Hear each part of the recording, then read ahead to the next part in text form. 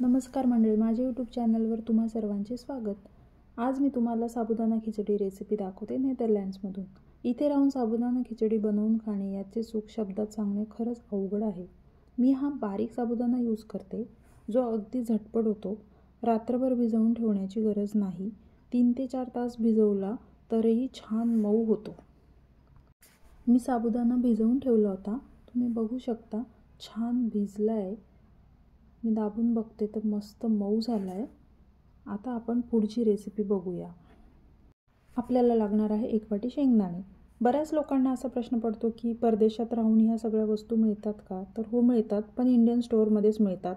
तिथे शेंगदाणे, डाळी, मसाले, इंडियन भाज्या मिळतात। थोडं शोध घ्यावं लागतं आणि फिरावं लागतं। आपण शेंगदाणे छान खरपूस भाजून घेऊया। शेंगदाणे थोडे थंड झाले की मग मिक्सरमधनं जाडसर दळून घेऊया।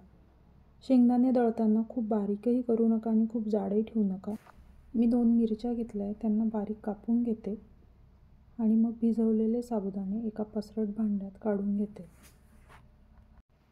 आता यात मिक्सरमधून काढलेलं शेंगदाण्याचं कूट घालून मिक्स करून घेऊया। काही लोकांना जास्त कूट घातलेलं आवडतं तर काहींना कमी, तुम्ही तुमच्या आवडीनुसार ॲडजस्ट करू शकता। आणि मग यात घालूया मीठ, तेही पुन्हा मिक्स करून घेऊया। आता गॅसवर एक कढई ठेवून त्यात 2 चमचे तेल टाकून घेऊ। तेल जरा गरम झालं की जिरे टाकूया आणि मग हिरव्या मिरचीचे तुकडे टाकूया। मिरचीला छान फ्राय होऊ देऊ आणि मग शेंगदाणा आणि साबुदाण्याचं जे मिक्सचर आहे ते यात टाकूया। सगळं छान एकजीव होईपर्यंत मिक्स करू।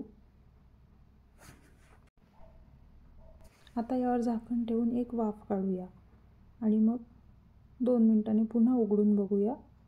याला सारखं चाळत राहायला पाहिजे, कारण स्टीलची कढई आहे, खाली ते चिकटू शकतात आणि आपल्याला एक अंदाजही येतो की साबुदाणा शिजला आहे की नाही। पुन्हा मी झाकून ठेवते आणि आता उघडून बघते। ऑलमोस्ट झालाच आहे साबुदाणा। आता आपण गॅस बंद करून कढई 1 मिनिटासाठी झाकून ठेवूया। मी सगळ्या रेसिपी माझी आई, आजी, मावशी यांच्याकडनं शिकली। त्या सगळ्या सुगरण आहेत, मीही तसंच बनायचा प्रयत्न करते। चला आता साबुदाणा खिचडी झाली, सर्व करूया।